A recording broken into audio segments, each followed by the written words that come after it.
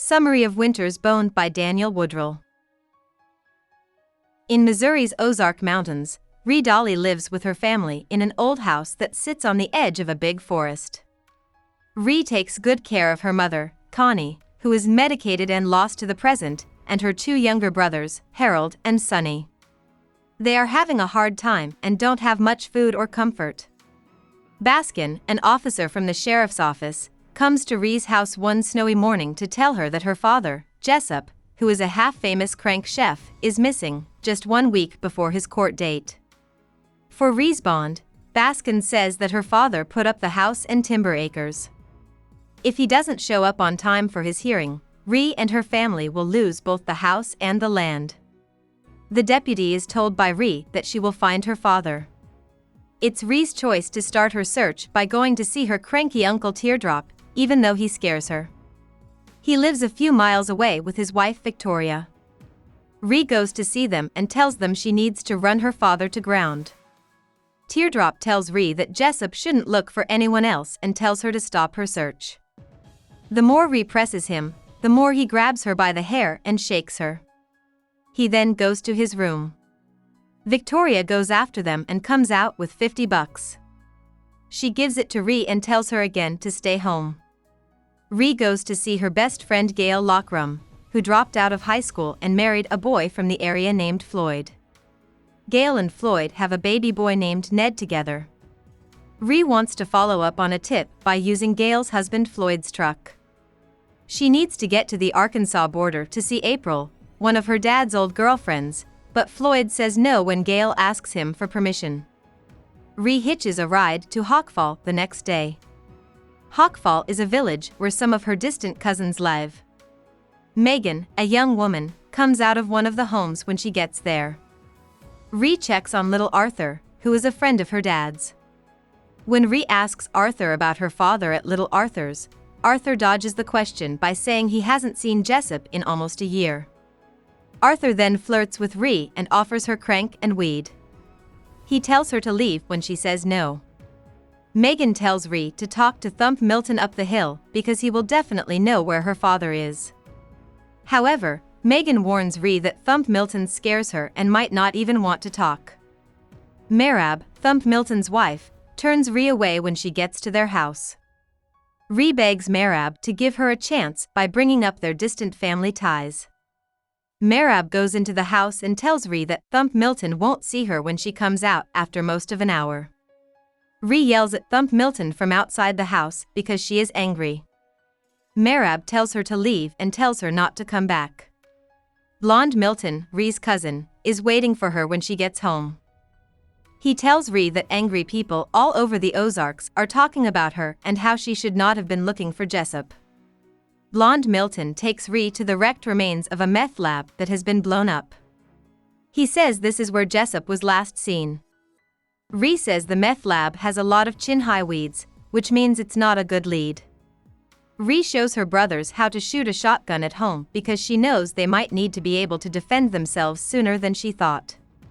The teacher is in the middle of a lesson when Gail walks in with her son and says she has the keys to her in-laws' truck. They can take the baby and she will drive them to the Arkansas border to see April. When the girls get to April's house, she tells them a scary story about Jessup. She doesn't know where he is now, but she remembers seeing him in a bar not long ago. April says that he wasn't recognizing her because he was with a group of bad guys and wanted to protect her. Ree thinks she sees her dad's car on the road on the way home. She begs Gail to follow it, but they lose sight of it. Gail goes to Ree's house the next day. Her husband kicked her out because she stayed out so late, and he took their baby to stay with his parents. Gail moves in with Ree, who is glad to have her. Ree shows her brothers how to catch mice and skin them. The four of them and Gail eat a lot, and Ree falls asleep on the couch without a fuss. When she wakes up, Teardrop is standing over her. He tells her that Jessup's burned-out car was found by the police earlier that morning, but he wasn't in it. There is more money for Ree from Teardrop. Jessup was supposed to be in court earlier but didn't show up. He tells Ree that she should sell the forest land as soon as possible and gives her her crank again. He leaves when she says no. Gail's husband comes home with their baby and calls her to come home.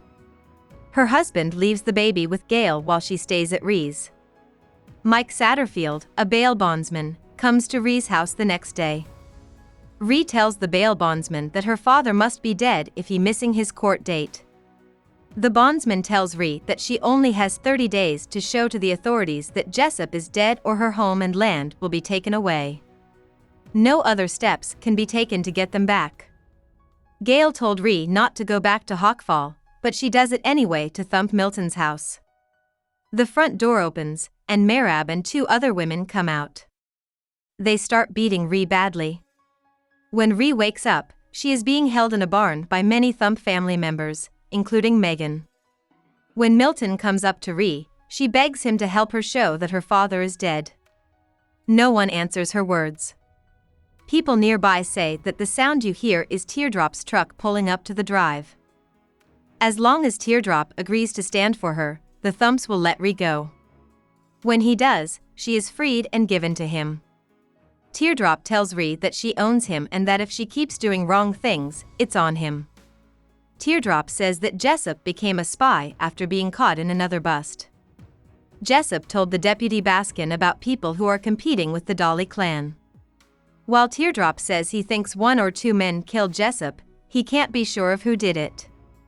He begs Ree not to tell him who did it because that'd just mean I'll be toes up myself soon, he promises. Back at home, Gail and the other women in Rathland Valley take care of Ree's terrible cuts and give her painkillers to help her feel better. Over the next few days, Ree starts to feel better, but she can't stop worrying about how to prove Jessup's death and get back her right to her land and home. She tells Gail that she is going to the hospital with her mom and leave her on the steps. After that, she is going to beg Victoria and Teardrop to take in her younger brother Harold. Gail tells Ree that she needs to go back to her husband to keep her child safe and happy. Gail and Floyd are welcome to buy the forest land from Ree. If I have to sell these woods, she tells Gail, I'd want it to be you and yours. The Thump women finally go see Ree and tell her they will fix her problem for her. The Thump women tell Ree that she has no other choice but to trust them, even though Ree is mad and doesn't trust them. People in the Ozarks are talking about how upset people are, and they say they need to stop it. They also tell Ree they will take her to her father's bones. The Thump women drive Ree to a frozen pond with a bag over her head. They then bring her out on a small boat and tell her to break through the ice, reach down, and find her father's body. Merab tells Ree that she needs to cut off Jessup's hands so the police will know he is dead. As Ree thinks of being far away, on a distant tranquil shore, the Thump women help her cut off Jessup's hands. Deputy Baskin is called, and the next morning he comes to get the hands. Someone threw them on the porch, Ree tells him. Baskin leaves, and Ree tells her younger brothers that their father has died. The 3 of them then begin to clean out his shed. Teardrop shows up and offers to help Ree get some money by scare her up. He tells her there are other ways she can make money if she agrees to do them, but she says she won't touch Crank. When the bail bondsman Satterfield shows up, Ree lets him in. He gives her a blue bag that is full of crumpled bills and says it is hers. His words to her are that an unknown man paid off Jessup's bond with cash because the house and land were not enough. Ree now owns what's left of the bail. As soon as Satterfield walks away, Teardrop tells Ree that he knows who killed Jessup. He leaves after Ree hugs him. Someone asks Ree if the money means she will go away, and she says it doesn't mean that. When they ask what they'll buy with the money, Ree tells them right away, wheels. About the author. Woodrell was born in Springfield in 1953.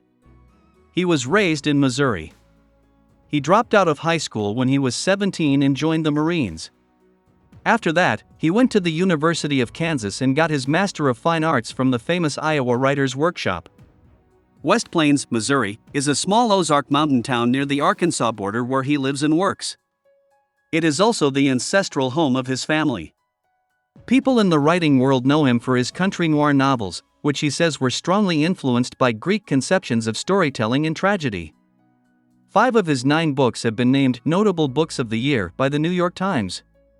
In 1999, his book Tomato Red won the P. N. West Award for the novel.